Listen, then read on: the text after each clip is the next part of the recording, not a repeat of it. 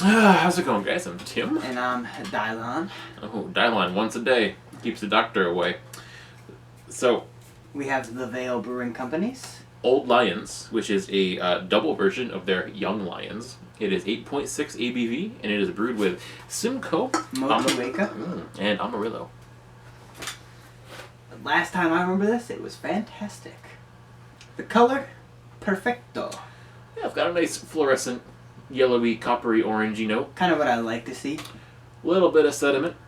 Nothing really major. No. But there's definitely some sediment. It is like, again, near like 2.5, 3 weeks old. Yep, it's nashed for some to start leaching out at this point. And, let's smell it. I get that motueka raspberry-esque. Raspberry note. and lime. Yeah. I get that Simcoe cattiness, but like more grapefruit than anything.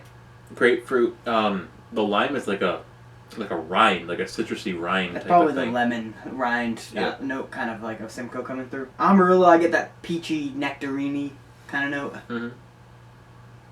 Does not smell like an 8.6 Dippa. No, it does not. I like that you can't see the middle either. It's just the edges on the light. Let's get into the taste. All right. Ooh. Ooh. That's a molding of flavors. It's so smooth. Melon, because Yeah. that's what you were gonna say, and it's melon. Yeah. There's a ton of melon in this. It must be the hops interacting. I get that raspberry limey note. So much wicked coming through. Mm-hmm. Then I interplay. do get that Simcoe cattiness too on the back end. Like Simcoe is what I refer to as the Dank hop. You know, that Dank note you get is usually Simcoe in my experience, or Centennial, but mostly Simcoe. Yeah. That cat piss kind of very, very unaromatic kind of note is in the taste, which I love, but a lot of people don't. It's a very distinct chlorophyllic green, like, it's not quite a piney note, but it's Simcoe. almost pine. I know, it's from the Simcoe, but it's really, really, really there on the back of the very back of the swallow. After you swallow, you get this amazing green note, and it's great. I think the Amarillo in this might be aiding to create the kind of blend between sweetness versus dank, and it really works. It does. It does not drink like an 8.6%, No, it does not. much like Very Hazy did not. Oh, very hazy. Now, I love this beer. I loved it the first time I had it. It got hazier, Mhm. got more mouthfeel. It didn't change though. It still remains very much the same beer I had originally. This is my first Vale beer ever. When I had it in probably like November, December. I don't remember the last time it was brewed before this, but it somewhere around that region of time. It still remains the same. They have dialed. They have dialed in the haze factor to make it more appealing, which is stupid, but besides the point. It does have much more mouthfeel now, which I think kicks it up a notch. Yeah. I don't know whether they added more hops or not, but it's coming through great. There's absolutely nothing wrong with this. I mean, Vale, in my opinion, overall needs about 2-3 weeks. Stop. Typically, to kind of come into its own thing. Otherwise, just a hoppy New England style pale ale or IPA. And Vale needs that little time typically. If it takes too long in shipping, we're fucked. Yeah, AKA last beer, we didn't review it because it's more or less human error versus weather error versus not the beer's fault. That chaperone kind of fell apart on us, which is not the beer's fault because it's not that old. It sat but 5 days because of a snowstorm we had. Yeah. So we're gonna come back to you, and Yeah, probably good thoughts. so we're back to give our final thoughts on Old Lions from by the the Vale. Vale Brewing Company, 8.6%. Simcoe, motueka, amarillo.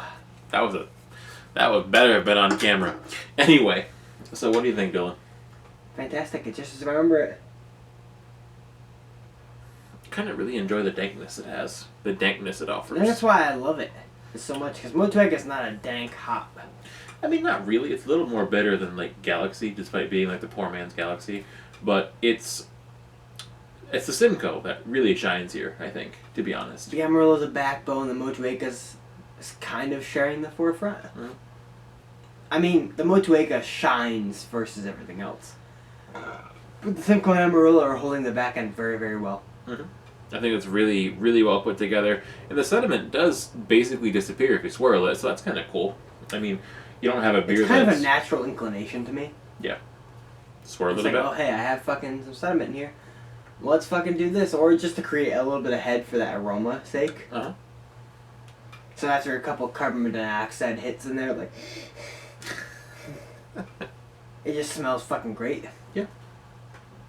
That grassy green, almost piney note, I love it. It's that a really dankness. Yep, that bitterness. That's where the bitterness is. The bitterness comes from the green note and the caddy note, and that's a lot of that. I'm guessing is the Simcoe and motueka interplay. Amarillo. Amarillo too.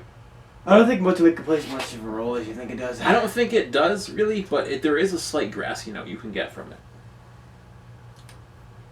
Yeah, to be discussed. I mean, that's up for, like, kind of, like, your profile interplay the more than it is anything else. Maybe we're just too buzzed to know. No, I don't think so. I think it's just, Maybe not. I think it's just a taste bud thing more than anything else. I think so too. My taste buds tend to pick up more astringent, kind of powerful notes more than anything else, and it's harder for me to describe what is the subtlety of the beer. Mm-hmm. I mean, well, I have to think about that. I don't know what you are in that respect.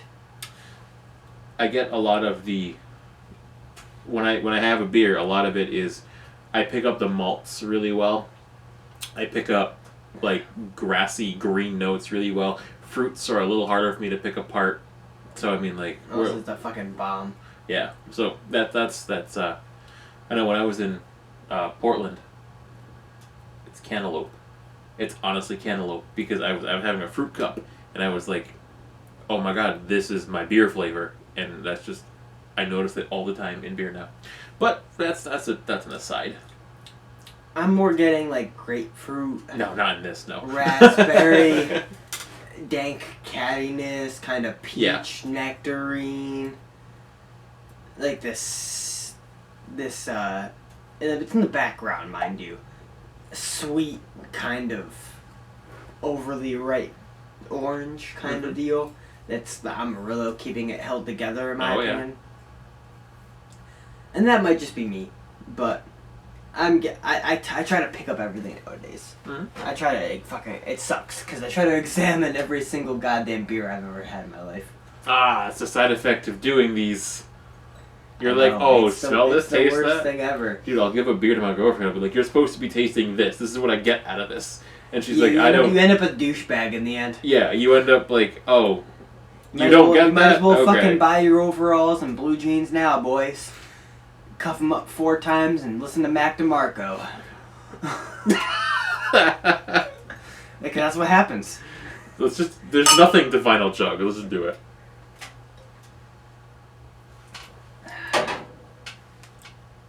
Wow. Raspberry, lime, lemon, grapefruit, kind of like nectarine, but like a more astringent kind. Yep. To back it up. Some like sweetness from the peach kind of note. Sweetness from the alcohol coming through. Mm-hmm. It all equates out to be this like really incredibly balanced beer that you can't tell it's 8.7%. I'm a little buzzed. Probably he is too. We're drinking, so many in this short amount of time. That very hazy drank really quick. Let's just say that. Yeah, so did the fucking sour. It was 8%, and I couldn't tell. All for the sake of the review. No, it's good. I like it a lot. I think I'm looking into it too deep for what it is. Probably. Who fucking cares? But It's a great beer. Is it perfect? No. Is it amazing? Yes. yeah, I'm probably going to give it like a 97. I think a 95 is good. So yeah, 97 works. Yeah, 96, 97, whatever, fucking overall. It's damn near amazing. And for how often the Veil puts it out compared to some of their other beers, like, why the fuck not? Yeah. It's not hard to trade for. It's 3 weeks old right now. I wouldn't recommend heavily shipping it at the current time. Depending. Especially since it's Wednesday. You never know, depending on how fucking far north or east or west you are. General direction. What it's going to get to you like. Okay. But it's amazing. Next time they release it, search it out. It's definitely worth the hype it semi-gets. I think it's amazing. I'm more of a fan of actually bitter IPAs. You mean like IPAs that actually follow an IPA type of style instead of just that are still New England. Yeah. Uh-huh. Yeah. So they have like a decent backbone or forefront that keeps it going. Yeah, because there is an IPA style that you can actually follow and still be New England style. Yes. Yep. Meanwhile, there's, the Julius. Or the Green, which I love Green. Green is fucking fantastic. It's one of my favorite singles. But it's not that bitter. Neither is Julius. But Julius even less so. Which makes me think there's more than just Citra in it. Besides the point, fantastic. Seek it out, especially next time they release it. I mean, if you're close to the southwest, eastern coast, probably worth it for you. I confused directions for a minute. He's fucking a piece of shit. But if you're close to the southwestern or eastern coast, search for it. You know? I mean, you could probably get it in a day shipping time. That's fucking worth it. Yeah, it's not. With how hot it is, maybe not. Because if it's like 70 here, I can only fucking imagine. Ship it with an ice pack. Dry ice. Okay. With that, Tim's a cunt. We'll fucking come back to you in the next one.